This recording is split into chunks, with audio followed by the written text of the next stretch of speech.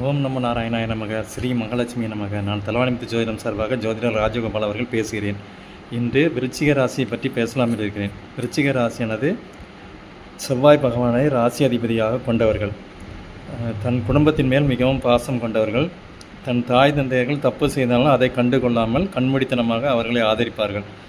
ஆனால் அவர்களுக்கு இதுவரை எதுவுமே செய்யவில்லை. ஆனால் இப்பொழுது அஷ்டமத்தில் குரு வருவதால் மிகவும் ஜாக்கிரதையாக நடக்க வேண்டும்.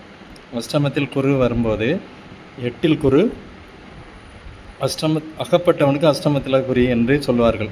அதாவது திருடாமல் இருந்தால் கூட நீங்கள் திருடிவிட்டீர்கள் என்று உங்களை பிடித்து கொண்டு சென்று விடுவார்கள். எனவே ஜாக்கிரதையாக இருக்க வேண்டும்.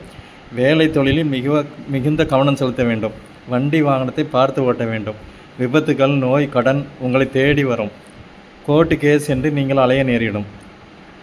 எல்லாரும் பிரச்சனைகளும் உங்களை தேடி வரும். எல்லோரையும் அனுசரித்து செல்லவும், இல்லை என்றால் மிகுந்த துன்பம் உண்டாகும். குருவின் பார்வை 2, 4, 12 போன்ற இடங்களில் விழுகிறது. 12ஆம் இடத்தில் விழுவதால் உங்களுக்கு சரியான தூக்கம் இருக்காது. வெளிநாடு சென்றாலும் அந்த யோகம் கூட இப்பொழுது தட்டி கழித்துவிடும். நீங்கள் ஒரு வருடம் கொஞ்சம் வெயிட் பண்ணணும். குருவின் பார்வை 4ஆம் இடத்தில் விழுவதால் உங்கள் தாய்க்கு கண்டிப்பாக தீராத நோய் வரும். அடுத்தபடியாக வண்டி வாகனங்களை பார்த்து ஓட்ட வேண்டும். கடன் உங்களுக்கு அதிகரிக்கும். உங்களுடைய தாய் தந்தையர்கள் பிறருடைய சொத்தை ஏமாற்றி அதை வாங்கியிருந்தால் நீங்கள் அந்த சொத்தை திருப்பி அவர்களுக்கு கொடுப்பதற்குரிய வேலையை செய்ய வேண்டும். இதுதான் உங்களுக்கு சரியான பரிகாரம்.